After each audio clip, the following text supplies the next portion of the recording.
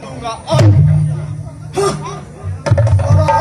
नहीं देता है और ताना सही देता है।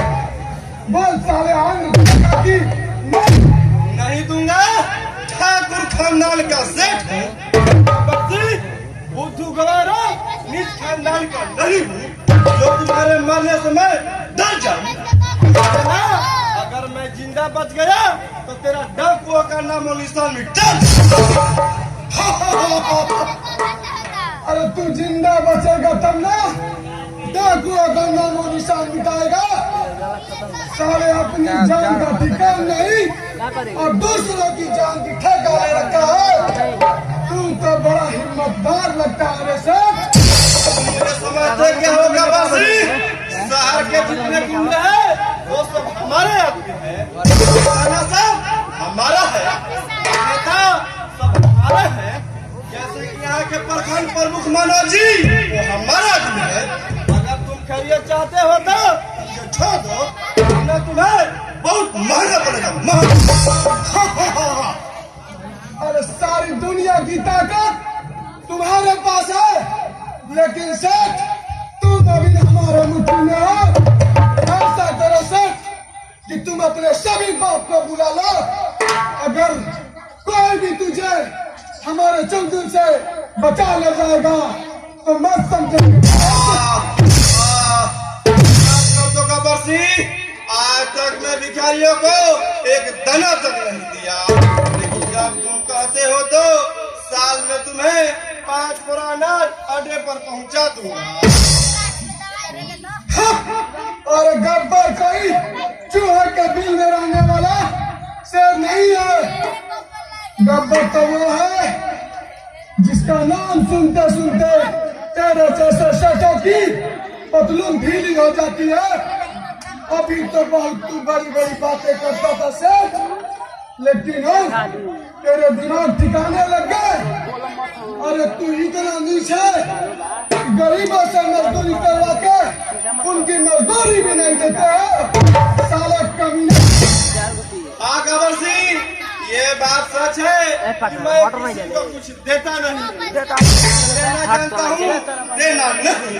हमारी खानदानी आदत है। अरे सेठ, तब तक तू बड़ा होशियार लगता है। तुझे छोड़ देने में बहुत बड़ा फायदा होगा। ये बता सेठ कि तुझे मैं अभी छोड़ दूं तो तू मुझे बदले में क्या दोगे? मांगा ही नहीं दूंगा। जो बदल में मांग रहा है तो मांग लो। आओ दोनों हम दोस्ती की हाथ बढ़ा ले और तुम्हें भी फायदा और हमें भी फायदा। कान्हा सिंह, हुक्म सरदार। सेठ जी को छोड़ दो। सरदार, आप उन पापियों को छुड़ाना चाहते हैं जो आज तक भिखारियों को भीख नहीं दिया है। मजदूरों से मजदूरी कराकर उसका मजदूरी नहीं देता है।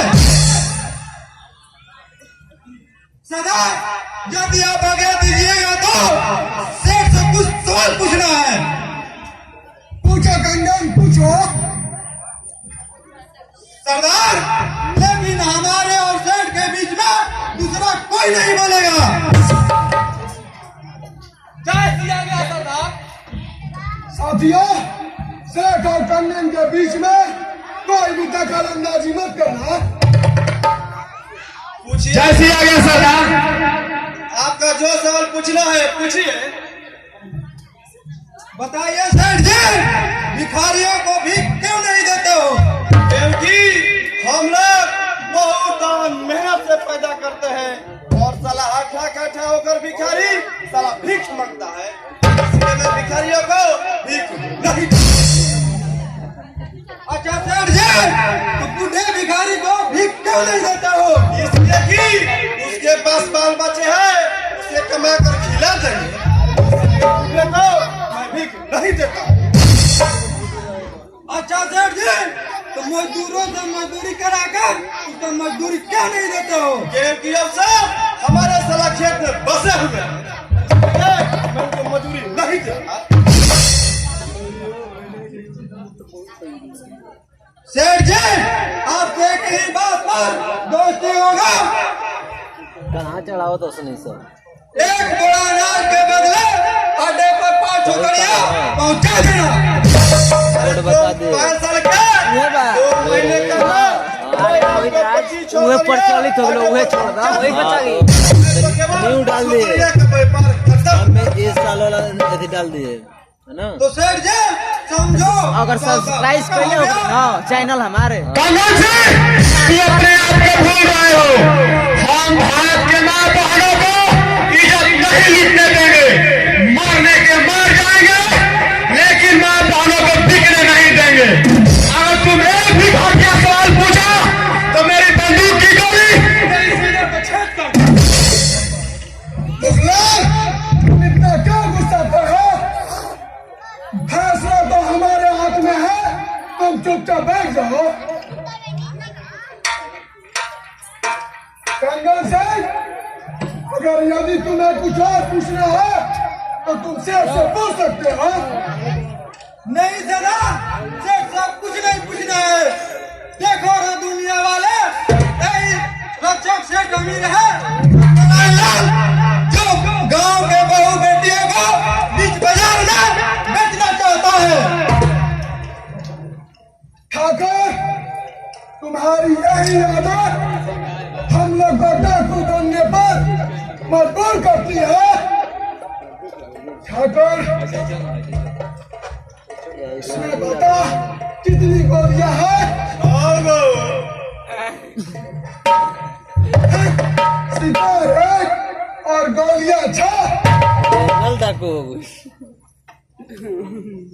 अब ये बताओ ठाकुर, अब इसमें कितनी गोलियां बची हैं?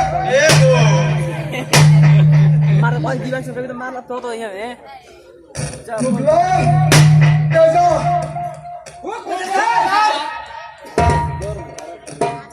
तुम लोग सेठ को यहाँ से छोड़ दो। सर भाई में दीवार का हम ठोके